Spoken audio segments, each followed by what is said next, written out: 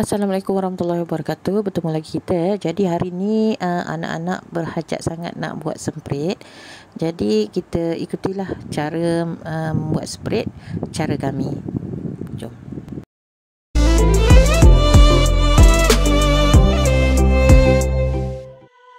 Okey, jadi inilah bahan-bahannya. Yang pertama sekali kita perlukan 250 gram ataupun sebuku butter. Seterusnya kita perlukan ialah 120 gram tepung kastad, diikuti dengan 120 gram tepung jagung, 250 gram tepung gandum, 90 gram gula icing, sebiji kuning telur dan juga 1 sudu kecil esen vanila. Okey, pertama sekali kita lembutkan dulu butter ni, lenyek-lenyekkan supaya dia lembut. Kita tak boleh cairkan, kita hanya perlu lembutkan saja sebelum kita mencampurkannya dengan bahan-bahan lain. Jadi ikutilah cara mereka membuat kuih ni. Okey, jadi bila semua butter tu tadi dah lembut betul, maka benda pertama yang kita kena masukkan ialah gula icing. Jadi kita masukkan gula icing ni dan kita gaul rata betul-betul hingga betul-betul sebati antara butter dan juga gula ni sebelum kita ke proses yang seterusnya. Jadi gaul sebati, gaul hingga kembang sedikit.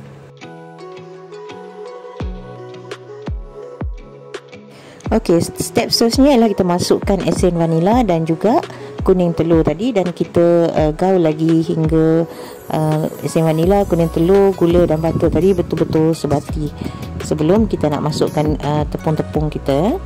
Jadi bila nampak macam dah okey ni, macam dah sebati semua, maka kita masukkan dah ketiga-tiga tepung kita. Tapi untuk tepung gandum tu kita masukkan separuh dulu. Jadi sekarang ni kita masukkan yang tadi tu 120 gram tepung jagung ataupun 1 cawan tepung jagung, 1 cawan tepung kastad iaitu 120 gram tepung kastad tu tadi, dan kita masukkan separuh tepung gandum daripada sukatan sebenar. Jadi semua bahan-bahan ni kita gaul sebati, gaul elok-elok sampai kita dah tak nampak dah rupa tepung tu. Maksudnya kita dah nampak rupa dia macam dough lah. Barulah kita masukkan baki tepung yang lagi sikit tu, yang lagi secawan tu. Okey, lepas tu kita gaul lagi lah sampai betul-betul rata.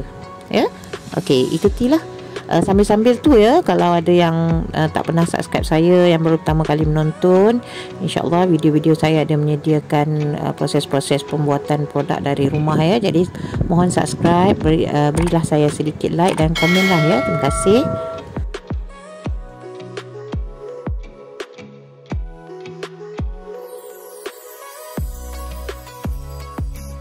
Okey, kita sambung balik. Jadi seterusnya bila dah rata elok macam ni, apa yang perlu kita buat ialah kita uli. Gunalah tangan kita untuk uli bahan-bahan ni sampai semua bahan-bahan ni ataupun dough ni dah jadi betul-betul lembut.